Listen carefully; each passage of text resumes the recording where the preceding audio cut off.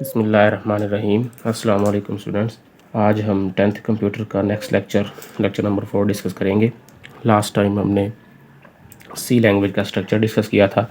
आज हम डिस्कस करेंगे कि सी लैंग्वेज के अंदर कमेंट्स क्या होते हैं और सी लैंग्वेज के अंदर एरर कौन कौन से होते हैं।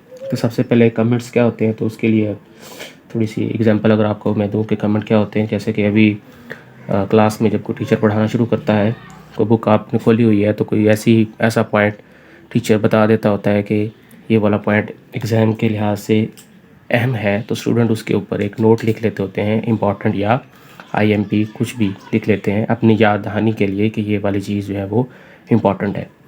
और इसी तरीके से कमेंट भी यही काम करते हैं प्रोग्रामिंग लैंग्वेज में। ये भी याद दहानी किसी प्रोग्रामर के लिए होती है कि उसने इस प्रोग्राम को डिज़ाइन किया था, तो ये वाला पॉइंट जो था किस हवाले से था। और कमेंट्स की फिर डिफरेंट दो टाइप्स हैं, single line comment and multi line comment.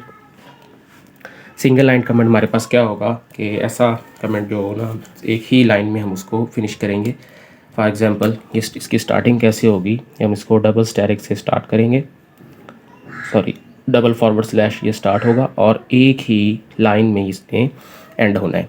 अगर सिंगल लाइन कमेंट हमारा एक ही लाइन में एंड होगा, और अगर जब दूसरी लाइन में चला जाएगा तो वो सिंगल लाइन कमेंट नहीं रहेगा। इसके अलावा अगर मल्टी लाइन कमेंट में जाएंगे तो हम उसको कैसे लिखेंगे कि उसके लिए हमारे पास उसकी स्टार्टिंग कैसी होती है कि फॉरवर्ड स्लैश और स्टैरिक, उसके बाद जितनी भी लाइंस हो 1 2 3 4 जितनी भी, और जहाँ पर एंडिंग होगी पहले फिर एक स्टैरिक आएगा, ठीक है, और एक फॉरवर्ड स्लैश। इस तरह हम मल्टी लाइन कमेंट को भी क्लोज करेंगे। यानी कि सिंगल लाइन कमेंट हमारे पास डबल फॉरवर्ड स्लैश से स्टार्ट होगा और मल्टी लाइन कमेंट जो है हमारे पास एक फॉरवर्ड स्लैश और स्टैरिक से स्टार्ट होगा, और जब क्लोज करना है उसको तो पहले स्टैरिक आएगा, बाद में फॉरवर्ड स्लैश आएगी, और इसके अंदर जो है वो कमेंट होगा। अब इसकी फ़ायदा क्या होता है कमेंट्स का सी लैंग्वेज के अंदर, कि जब भी कभी कोई प्रोग्रामर प्रोग्राम बनाता है, लेट्स सपोज करें वो बहुत बड़ा प्रोग्राम है, तो उसके बाद 1 साल 2 साल बाद उसी प्रोग्राम को दोबारा मेंटेन करना चेक करना चाह रहा है, उसमें कोई एरर आ गया है,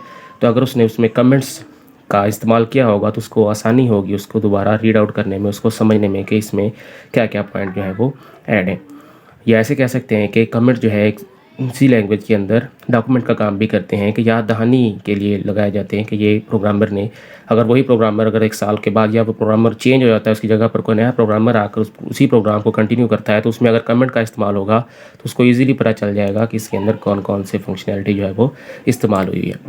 ये तो था हमारे पास कि कमेंट क्या होते हैं, सिंगल लाइन कमेंट और मल्टी लाइन कमेंट। उसके बाद आ जाएँ एरर के अंदर, कि सी लैंग्वेज के अंदर एरर कौन कौन से होते हैं। सबसे पहले देखें तो सिंटैक्स एरर, उसके बाद है लॉजिकल एरर, और थर्ड है run time error.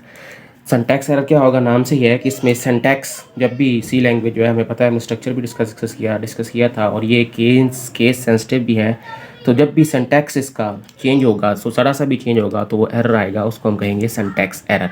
For example यही अगर आप कमेंट वाली एग्जांपल ले लें कि इसमें अगर हमारे पास सिंगल लाइन कमेंट है और उसको हम डबल फॉरवर्ड स्लैश इस्तेमाल नहीं कर रहे हैं, सिंगल इस्तेमाल कर रहे हैं, तब भी ये हमारे पास एरर आ जाएगा। उस एरर को कहेंगे सिंटैक्स एरर। या लास्ट टाइम हमने इसका स्ट्रक्चर पढ़ा था, उसमें मेन का फंक्शन था, बॉडी थी, और वॉइड का था स्टार्ट में था, यानी कि कोई भी चीज़ अगर हम चेंज कर देंगे तो वो हमारे पास जो एरर देगा वो हमारे पास क्या कहलाएगा, सिंटैक्स एरर कहलाएगा। इस तरह से अगर ये मल्टी लाइन कमेंट में से अगर हम ये स्टैरिक ना लगाएं तो ये भी क्या बन जाएगा, इसमें भी एरर आएगा, उसको कहेंगे सिंटैक्स एरर। और सिंटैक्स एरर जब भी किसी प्रोग्राम में होगा तो वो प्रोग्राम एग्जीक्यूट ही नहीं होगा, वहीं पर उसमें एरर आ जाएगा। और सेकंड है हमारे पास लॉजिकल एरर।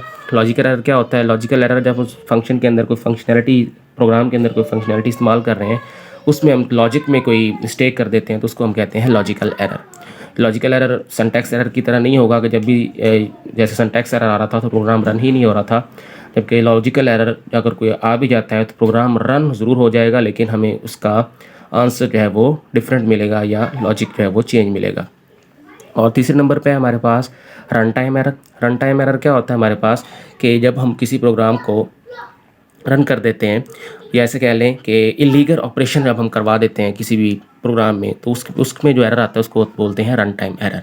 मतलब इस बात का ये है कि कोई नंबर दिया गया हो, उसको 0 पे डिवाइड कर दें, तो इसमें वो एरर जो हमारे पास आएगा इलीगल ऑपरेशन की वजह से आएगा, इलीगल ऑपरेशन की वजह से, उसको हम कहेंगे रन टाइम एरर। यानी कि ये पॉइंट आप कह भी सकते हैं कि ये हमारे पास जो पहला है सिंटैक्स एरर, वो किस वजह से आ रहा है, ड्यू टू रॉन्ग सिंटैक्स, और जो दूसरा एरर है लॉजिकल एरर, वो किसकी वजह से आ रहा है, ड्यू टू रॉन्ग लॉजिक। और तीसरा है रन टाइम एरर, वो किस वजह से आ रहा है, वो हमारे पास आ रहा है इलीगल ऑपरेशन की वजह से। इलीगल ऑपरेशन जैसे कि मैंने कहा कि कोई भी नंबर उसको हम 0 के ऊपर डिवाइड कर दें तो ये हमारे पास क्या होगा, रन टाइम एरर आएगा। और फिर इसी एरर को दूर करना वो क्या कहलाता है, डीबगिंग कहलाता है, कि defining and removing the errors, कि जो एरर्स होते हैं उनको डिफाइन करना, ढूंढना और उनको सॉल्व करना, वो हमारे पास क्या कहलाएगा, डीबगिंग भी कहलाएगा, और एरर्स को डीबग भी कहते हैं। तो ये तो था हमारा आज का लेक्चर कि हमने डिस्कस किया कि एरर क्या होते हैं सी लैंग्वेज में और सी लैंग्वेज में कमेंट्स क्या होते हैं। नेक्स्ट लेक्चर में हम इंशाल्लाह इससे अगले टॉपिक को डिस्कस करेंगे। तब तक के लिए अपना ख्याल रखिएगा। अल्लाह हाफिज़।